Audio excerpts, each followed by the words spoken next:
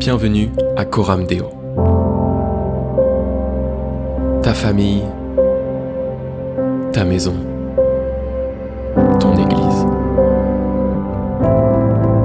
Tout comme Jésus nous l'a appris, nous voulons vivre une vie d'amour, de solidarité, de compassion. Notre but, faire que Christ soit au centre de chaque famille. Et si tout ça commençait dans ta famille? Bienvenue à Coram Deo.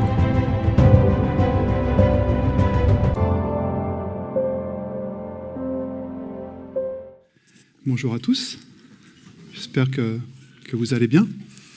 Moi je remercie le Seigneur parce que depuis le début du culte, il parle. Il nous parle à travers la louange, à travers les paroles des chants, à travers les dons spirituels. Et puis je prie pour qu'il continue encore à parler à nos cœurs pendant ce moment que nous allons passer autour de la parole de Dieu. J'aimerais vous poser une question ce matin, et je suis sûr que beaucoup vont répondre oui. Est-ce que vous croyez à la puissance de la prière? Amen. Est-ce que vous croyez que Dieu agit à travers la prière? Voilà. Le passage qu'on va étudier ce matin le confirme encore, que la prière est véritablement une puissance. Alors j'aimerais tout de suite qu'on lise ce passage. Alors, c'est la première fois que j'utilise la télécommande. Donc voilà le titre de mon message, Demandez, cherchez et frappez. On va lire un texte qui se trouve dans le Sermon sur la montagne, à la fin du sermon. Le Sermon sur la montagne, dans Matthieu, commence au chapitre 5, puis se termine au chapitre 7. Et là, on est vers la fin du sermon, vers la fin de cette grande prédication, ce plus grand texte, le plus grand sermon de Jésus dans la Bible. On va le lire ensemble. Est-ce que vous voyez bien là? Demandez et vous recevrez. Cherchez et vous trouverez. Frappez et l'on vous ouvrira. Car celui qui demande reçoit, celui qui cherche trouve, et l'on ouvre à celui qui frappe. Qui de vous donnera un caillou à son fils quand celui-ci lui demande du pain? Ou bien, s'il lui demande un poisson, lui donnera-t-il un serpent? Si donc tout mauvais que vous êtes, vous savez donner de bonnes choses à vos enfants, à combien plus forte raison votre Père céleste donnera-t-il de bonnes choses à ceux qui les lui demandent? Faites pour les autres tout ce que vous voudriez qu'ils fassent pour vous, car c'est là tout l'enseignement de la loi et des prophètes. Amen. Donc je vous disais que ce passage, il se situe dans le Sermon sur la montagne. Et tout d'abord, en introduction, j'aimerais vous dire que ici, dans quelques versets, on a 3 promesses. 3 promesses en quelques versets. Et 3 promesses, c'est une concentration de promesses. Recevoir, trouver et ouvrir. Et on voit ici tout de suite que ces promesses ne sont pas données gratuitement. Elles sont sous condition. À qui est-il promis de recevoir? À celui qui demande. À qui est-il promis de trouver? À celui qui trouve. Et à qui est-il promis d'ouvrir? À celui qui frappe. Et Jésus là nous enseigne que demander, chercher et frapper, c'est prier. Or peut-être que parmi nous, et j'espère que ce n'est pas le cas, que certains se demandent à quoi ça sert de prier. De toute façon, Dieu accomplira sa volonté. Il connaît déjà mes besoins. Alors c'est pas la peine de lui rappeler. Ce serait presque un manque de foi de prier parce que il connaît déjà mes besoins. Certains vont peut-être dire, j'ai déjà demandé et je n'ai pas obtenu. Qu'est-ce que je pourrais leur répondre, à votre avis? Je leur dirais bienvenue au club. Voilà. Car il est fort possible qu'un jour on a prié, puis on n'a pas été exaucé. On n'a pas obtenu ce pourquoi nous avons prié. Alors j'aimerais voir avec vous ce matin pourquoi prier et continuer à prier comme le demande la parole de Dieu, en demandant, en cherchant et en frappant. Et le premier point que j'aimerais aborder avec vous, c'est celui-là. Nous devons prier car Dieu répond toujours à la prière. nous devons prier car Dieu répond toujours à la prière. Demandez et vous recevrez. Cherchez et vous trouverez. Frappez et l'on vous ouvrira. Car celui qui demande reçoit, celui qui cherche trouve, et l'on ouvre à celui qui frappe.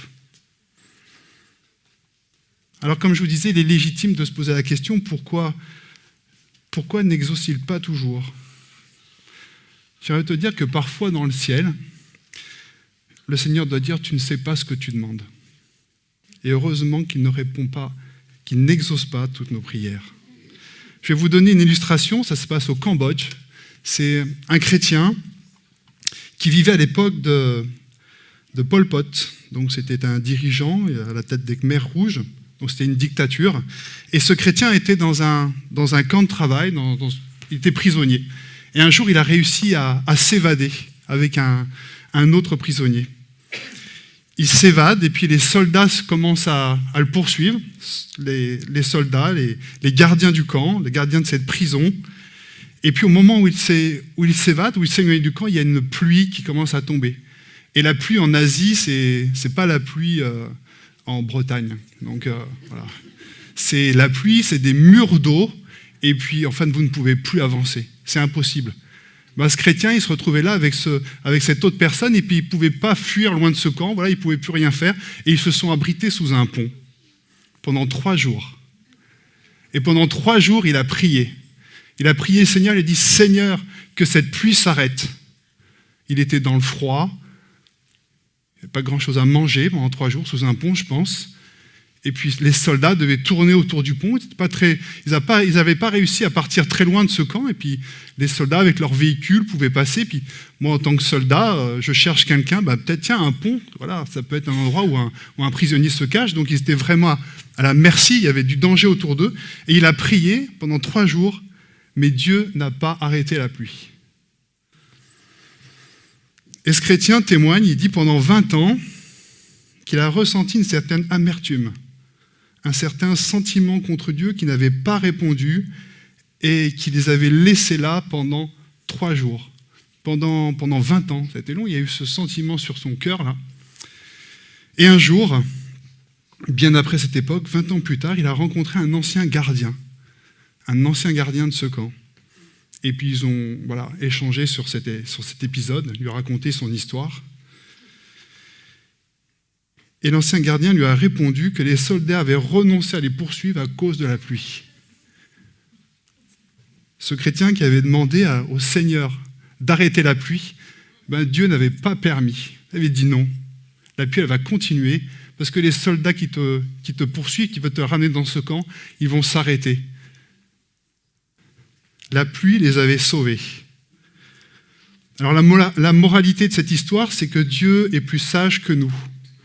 Et on ne verra pleinement que dans l'éternité pourquoi certaines de nos prières ne sont pas exaucées. Et heureusement, ce chrétien avait été sauvé par la pluie. Dieu répond toujours à la prière, amen, mais il n'exauce pas toujours. Il peut répondre oui, il peut répondre non, il peut répondre attends. Il peut répondre oui quand il s'exauce. Et sa réponse peut prendre différentes formes. Tu peux recevoir un verset. Moi, ça m'est arrivé.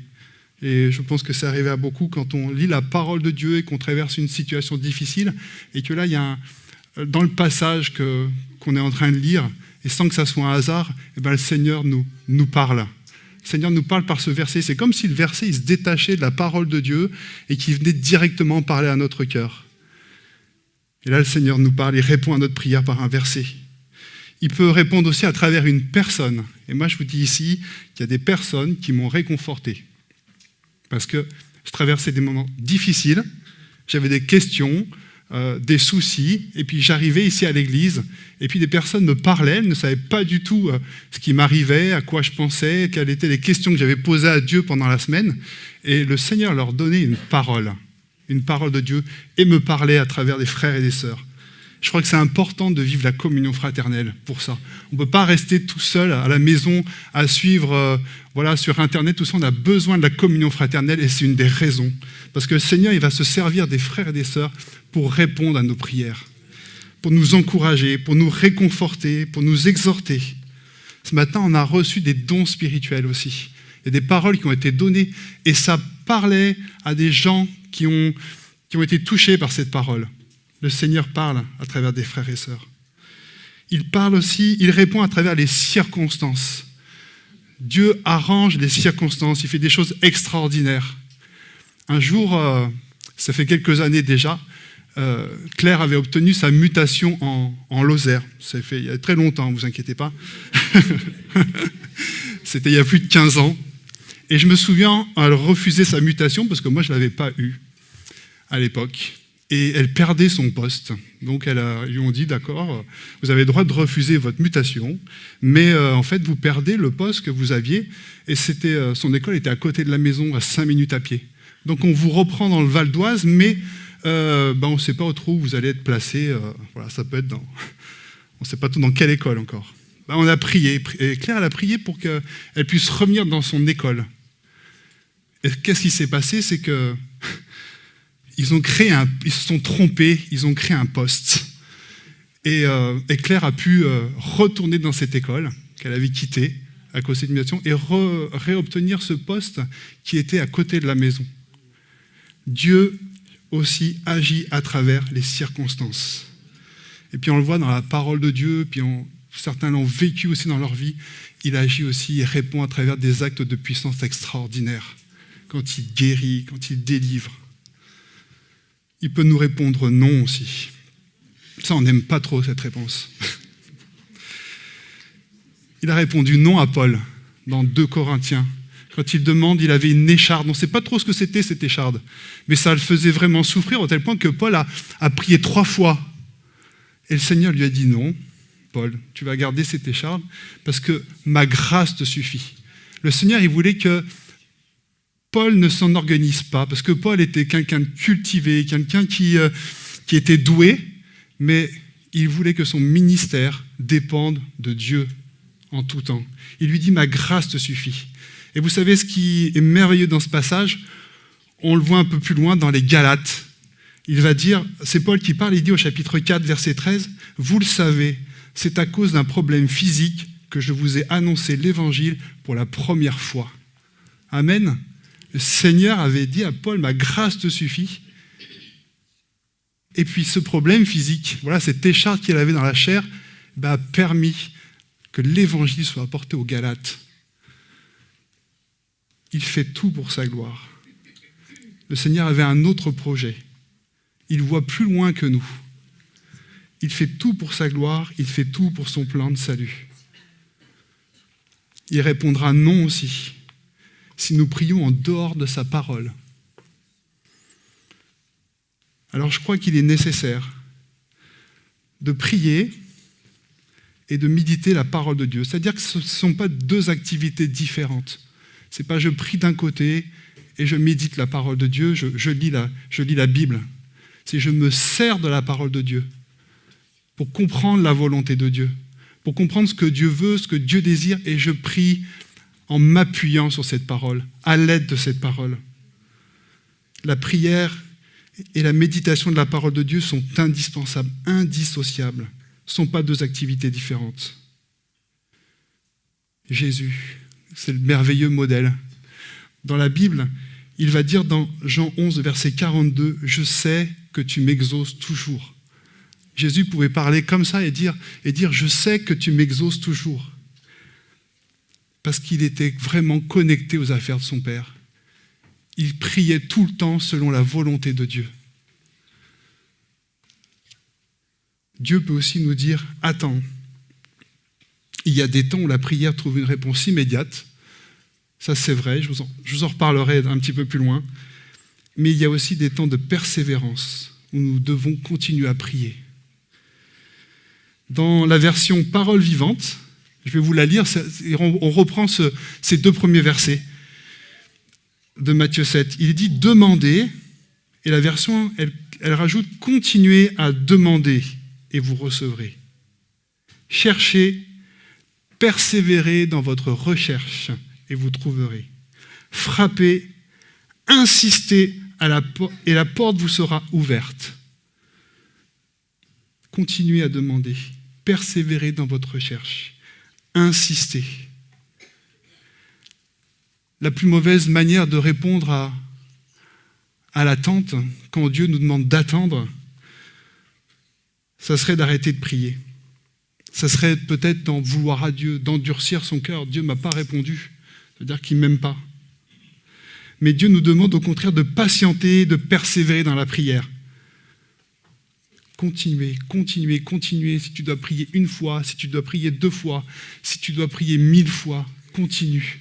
Quand tu sais que tu pries selon la volonté de Dieu, continue. Dieu peut freiner aussi, peut dire « Attends », peut-être pour nous rendre attentifs à un péché. Quand nous avons besoin de faire le point sur notre vie, peut-être que j'ai une situation de non-pardon dans ma vie, parce que j'en veux à quelqu'un, que voilà. Peut-être ça a créé de l'amertume en moi. Peut-être que voilà, il y a un péché de jalousie, d'orgueil. On pourrait, etc., etc., etc. Je crois qu'il nous faut chercher aussi des raisons, des blocages. C'est chercher en moi. Alors je veux te rassurer ce matin en te disant que Dieu n'exauce pas un homme parfait. Sinon, il n'exaucerait personne. Personne d'entre nous. Nous sommes tous des pécheurs. Mais cette recherche, quand Dieu freine, quand Dieu dit attends, et que je commence à chercher en moi pourquoi ça bloque, c'est un peu cette prière qu'a fait David dans le psaume 139 au verset 23. Il a dit « Sonde-moi, ô Dieu, et connais mon cœur ». Le Seigneur te dit attends, tu as peut-être des choses à régler là. Dieu veut changer notre cœur en premier quand nous prions.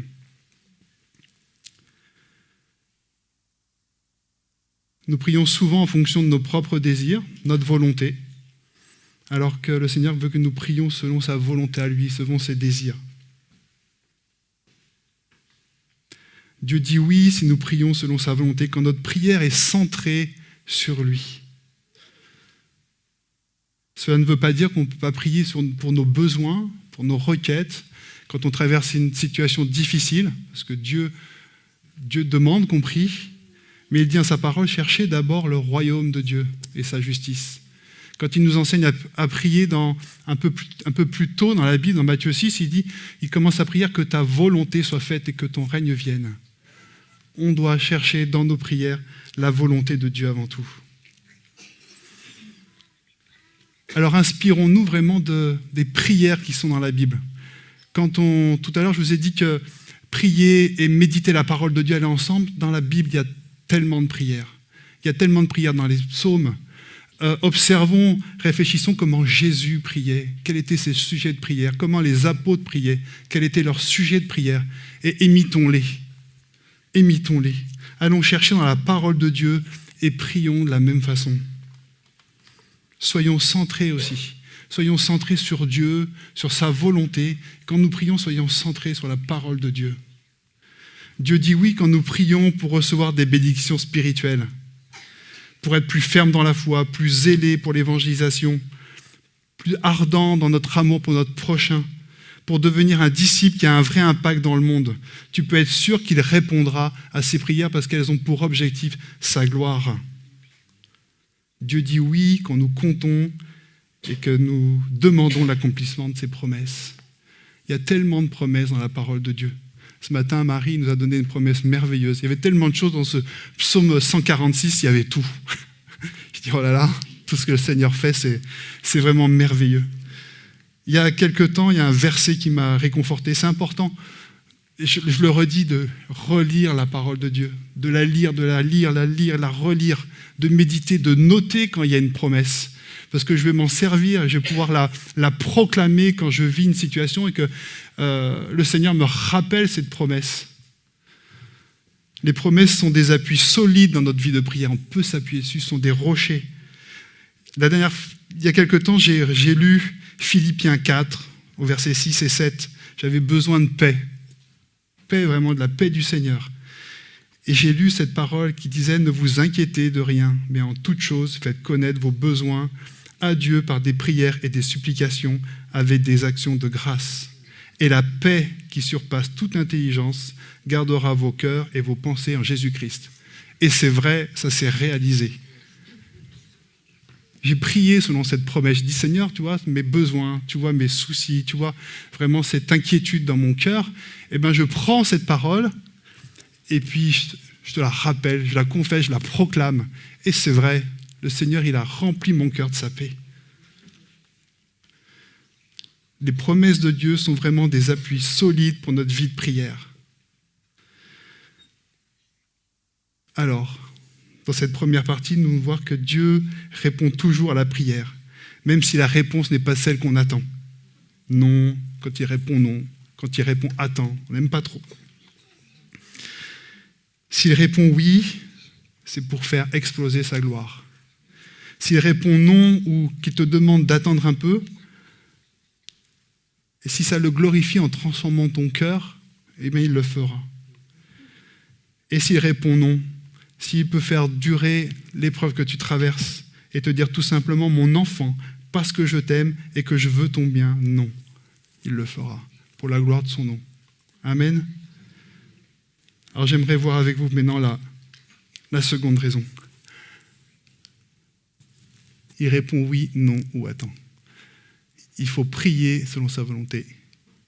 Il faut prier avec persévérance. Il faut prier avec foi. Ça, c'était tous les points que je viens de dire, mais j'ai oublié d'appuyer sur le bouton. Soyez pas perdus.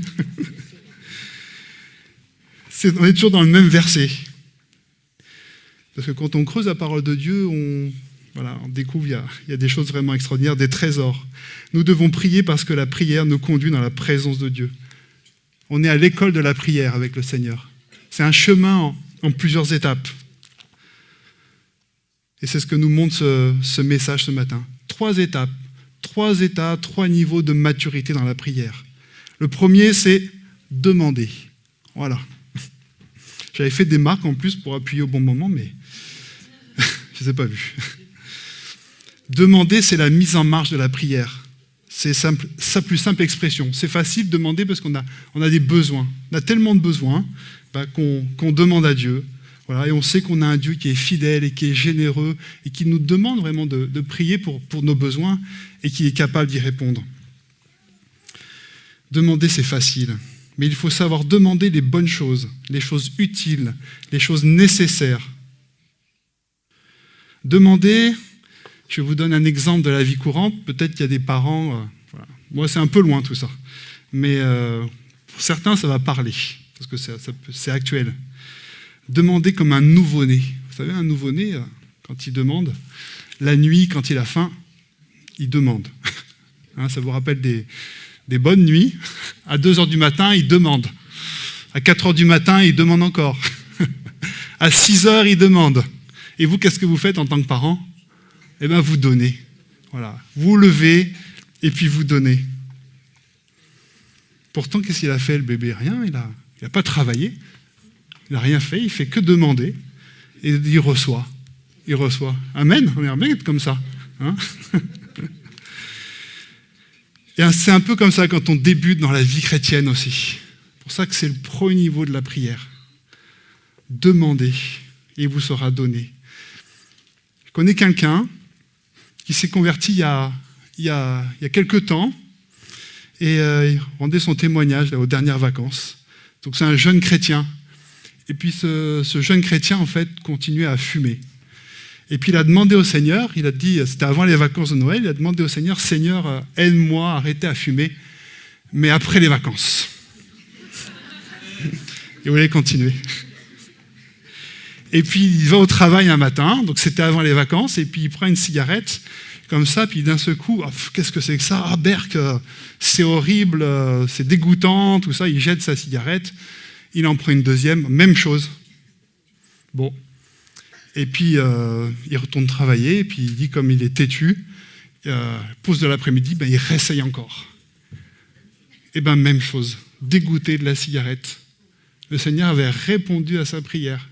Depuis, il ne fume plus une cigarette. Il avait demandé à Dieu, Seigneur, vraiment délivre-moi. Il avait essayé, il avait tout fait, puis ça n'avait jamais marché. Puis là, il a demandé à Dieu. Il a demandé à Dieu de le délivrer. Il a été délivré instantanément. Gloire à Dieu. Raphaël Charrier, c'est un pasteur donc, qui est au Canada. Il a écrit le livre « Vivre pour Jésus », que je conseille à tout le monde, et qui raconte qu'il était choqué de voir des chrétiens demander à Dieu tant de choses. Et son raisonnement était le suivant. Il avait honte de demander. C'est comme si on demandait en fait 5 € à quelqu'un qui venait de nous donner des milliards. Vous serez un peu gêné aussi. Voilà. Et il comparait en fait à nos demandes. Voilà, qu'est-ce qu'on pouvait demander à Dieu? Il nous avait tant donné, son salut, la vie éternelle. Il se sentait un peu dans cette position, donc il disait non, je ne demande pas à Dieu parce qu'il m'a déjà tant donné. Mais le Seigneur nous demande de demander. Et il le dit un peu plus loin, il n'avait pas encore compris que tout ce qu'il avait venait de Dieu. C'est un peu le raisonnement contraire par rapport à notre société. Dans notre société, on veut une certaine indépendance qu'on a avec le confort, la réussite professionnelle, le bien-être. Et bien dans la Bible, en revanche, le bonheur est synonyme d'une plus grande dépendance. Nous dépendons de Dieu. C'est Dieu qui pourvoit et c'est Dieu qui donne toutes choses. L'homme a tendance à vouloir vivre sans Dieu, à se passer de Dieu, mais le chrétien, l'enfant de Dieu, veut dépendre totalement de Dieu et dans tous les domaines de sa vie. Demander, c'est manifester ma dépendance. J'ai besoin de toi, Seigneur. J'ai besoin de toi dans tous les domaines de ma vie. Je ne veux pas qu'il y ait un domaine de ma vie où tu sois pas là, où tu n'interviennes pas. J'ai besoin de toi. Je ne veux pas faire sans toi, Seigneur. C'est toi qui pourvois. Le Seigneur veut que nous demandions parce qu'il veut être la première source de bénédiction dans notre vie. C'est vers lui que nous devons nous tourner en premier. Ça, c'était la première étape. La deuxième étape, chercher. C'est pas dur. Le Seigneur veut qu'on aille plus loin. Alors, en préparant ce message, ça m'a fait sourire un peu. Je m'amuse. Et j'ai imaginé tout à l'heure, j'ai parlé d'un bébé qui demande et qui crie, voilà, parce qu'il ne peut rien faire d'autre. Voilà. Mais imaginez un enfant un peu plus grand, un adolescent, un adulte, qui a le même comportement, quoi. Imaginez vos ados à la maison, quand il a faim. D'accord. Là, vous allez lui dire, cherche, va dans le placard. Il a grandi, il a plus de capacité. Oh, ça n'arrive pas, heureusement. Enfin, j'espère. Le Seigneur veut que nous allions plus loin sur le chemin de la prière. Il nous invite à progresser dans notre vie de prière, c'est-à-dire à chercher. Bien des chrétiens s'arrêtent à la première étape. Parfois, ils reçoivent, parfois, ils ne reçoivent pas, et ils ne vont pas plus loin. Chercher, ça aller plus loin parce que chercher, c'est mettre un stop à mes activités. C'est-à-dire que si je suis en train de faire quelque chose et que j'ai besoin de quelque chose, je vais aller chercher. Donc ça veut dire que je vais arrêter quelque chose. Je vais mettre un stop à mes activités. Ça va me demander plus d'efforts, plus de temps. Chercher ici, c'est chercher Dieu pour Dieu, non pour recevoir des réponses. Non parce que nous avons une demande à faire connaître à Dieu, mais chercher sa présence. Dans la parole de Dieu, il est souvent dit on cherche sa face. Et nous, souvent, on cherche ses mains. C'est-à-dire qu'on va chercher Dieu parce qu'on a besoin qu'il réponde à quelque chose. Mais la parole de Dieu nous dit de chercher sa face. C'est-à-dire sa présence, pour être uniquement avec lui. Souvent, dans la Bible, on voit des chrétiens, des personnages de la Bible, et David notamment, qui ont traversé des passages désertiques. Et parfois, ces passages désertiques sont nécessaires. David, en Psaume 63, dit « Je te cherche, parce que mon âme a soif de toi. » Cette soif de Dieu nous permet de nous mettre en route pour le chercher, pour persévérer dans cette recherche. Et il y a une promesse. Je dis qu'il y avait 3 promesses. Quand le Seigneur dit « chercher », ce n'est pas chercher, mais il n'y a rien à trouver en fait. Le Seigneur ne ment pas. Quand il faut chercher, c'est qu'il y a quelque chose à trouver. C'est que la bénédiction est là. C'est que la provision est là. C'est qu'il est là. Le Seigneur vraiment agit et fait ses promesses. C'est une étape qui est plus intensive dans la prière. C'est une étape qui va demander peut-être davantage d'efforts. Peut-être que quand je vais chercher la face de Dieu, je vais associer à ma prière une période de jeûne, plus de temps dans la prière.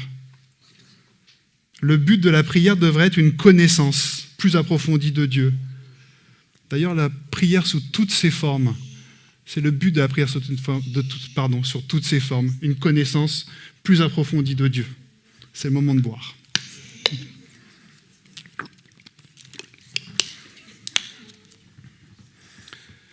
Et puis il y a une troisième étape. Alors vous allez me dire, quand même, celle-là, elle est bien. C'est pas mal. Mais le Seigneur, il veut encore mieux. Il veut encore plus. La troisième étape, frapper. C'est une étape encore plus élevée. Quand vous êtes à la porte de quelqu'un, qu'est-ce que vous faites? Vous frappez. Et puis si ça vient pas, vous mettez des grands coups de pied dans la porte. Non? Vous défoncez la porte pour entrer? Non. Et vous attendez qu'on vous ouvre. Si la personne ne répond pas immédiatement, vous n'enfoncez pas la porte, vous n'avez pas cassé cette porte. Mais vous allez patiemment attendre que le maître de la maison vienne vous ouvrir et vous invite à rentrer chez lui. Alors c'est là qu'on passe à l'étape supérieure. Vous n'êtes plus chez vous, vous êtes dans la maison de Dieu. Vous êtes dans son intimité. Vous êtes chez lui, il vous invite à rentrer, il vous ouvre la porte. Et Dieu, dans la prière, il veut que nous soyons chez lui. Qu'est-ce que ça veut dire? On n'est pas chez nous. On n'est pas là avec nos besoins. On n'est pas au milieu de nos idées, au milieu de nos pensées. Mais on est au milieu Là, on est rentré... On est au milieu des pensées de Dieu, de ses idées, de sa volonté. On est là pour écouter ce qu'il a à nous dire, pour recevoir sa pensée, sa volonté, pour être transformé en sa présence. Quand nous nous recentrons sur Dieu, tout change. Le regard sur ma vie va changer. Le regard sur mes problèmes. Je suis arrivé avec telle prière et puis j'arrive dans la présence de Dieu et le Seigneur me parle et me dit « Non, en fait, oui, j'avais mal vu les choses. Et maintenant, Seigneur, je les vois à ta manière, comme toi tu les vois. Et je vais rediriger ma prière d'une autre façon qui sera pour la gloire de Dieu, qui sera en accord avec la volonté de Dieu. Parce que je suis centré sur lui. Demander, chercher, frapper, c'est 3 niveaux d'intensité dans la prière. Le Seigneur veut transformer notre vie de prière. Il faut qu'on s'inscrive à l'école de la prière. Ce n'est pas en septembre qu'on s'inscrit à l'école. Avec le Seigneur, c'est tout le temps. La prière, c'est un lieu de dépendance. On l'a vu, demander. C'est un lieu aussi où nous nous approchons de lui, où nous laissons nous façonner et nous transformer, chercher et entrer dans la présence de Dieu, entrer dans sa maison, dans son intimité, près de son cœur. Amen. Alors abordons le dernier passage. Qui de vous donnera un caillou à son fils quand celui-ci lui demande du pain? Ou bien s'il lui demande un poisson, lui donnera-t-il un serpent? Si donc, tout mauvais comme vous êtes, vous savez donner de bonnes choses à vos enfants, à combien plus forte raison votre Père Céleste donnera-t-il de bonnes choses à ceux qui lui demandent? Faites pour les autres tout ce que vous voudriez qu'ils fassent pour vous, car c'est là tout l'enseignement de la loi et des prophètes. Jésus, pour nous convaincre de l'efficacité de la prière ici, en fonde l'assurance sur l'amour d'un père pour son enfant. Nous avons un Père Céleste dans les cieux. Je suis un enfant de Dieu. Si tu es un enfant de Dieu, si tu as reçu Jésus dans ta vie, si tu as ouvert ton cœur, si tu as demandé pardon pour tes péchés, si tu es réconcilié avec Dieu, tu as un Père dans les cieux. Et il agit avec toi comme un Père saint d'esprit, on va dire, normalement constitué, aimant, va agir en direction de ses enfants. Il va leur donner de bonnes choses. Il ne va jamais manquer à ses devoirs de père. Il aime répondre à nos prières pour faire éclater sa grandeur, sa gloire. Et comme je vous l'ai dit tout à l'heure, il sait mieux que nous ce dont nous avons besoin. Il veut toujours notre bien. quelle que soit la réponse à sa prière, on a vu tout à l'heure que ça pouvait être non, ça pouvait être oui, ça pouvait être attends, mais quelle que soit la réponse à notre prière, tu sais qu'elle est toujours bonne pour toi. Elle est toujours bonne pour toi. Notre Père désire le meilleur pour nous. Tout à l'heure, je vous ai dit que ce passage était dans le Sermon sur la montagne, qui commence en Matthieu 5, où Jésus enseigne à la foule le mal qu'elle devrait fuir et le bien qu'elle devrait rechercher.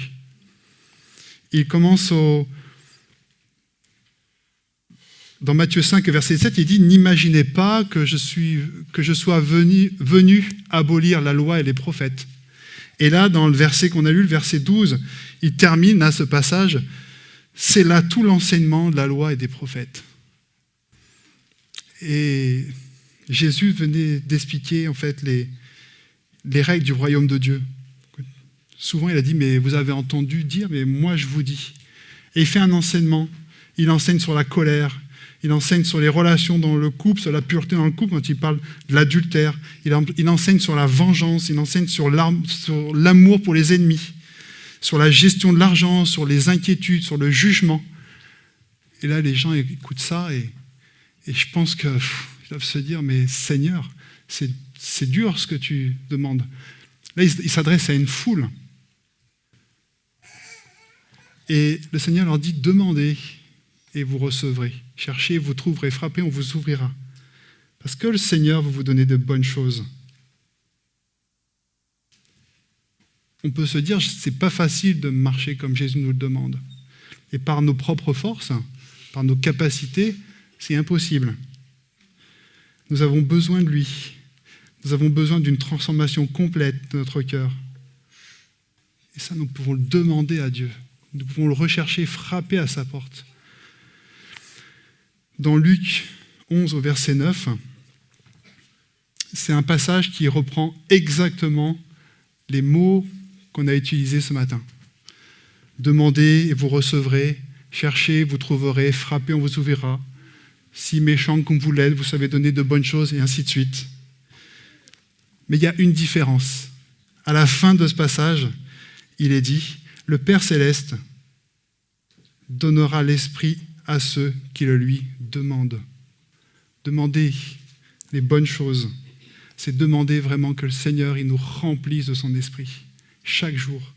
C'est demander que le Seigneur nous remplisse de son amour, de sa joie, de sa paix, de sa patience, de sa fidélité, de sa douceur et de la maîtrise de soi, de la bonté, de tous les fruits qui accompagnent l'Esprit. Amen. Demandez, cherchez, frappez. Que les personnes qui ont été désignées pour la Sainte Seine, je crois qu'il y a Nicole et Philippe, si vous pouvez aller vous préparer. Et si le groupe de louanges peut revenir.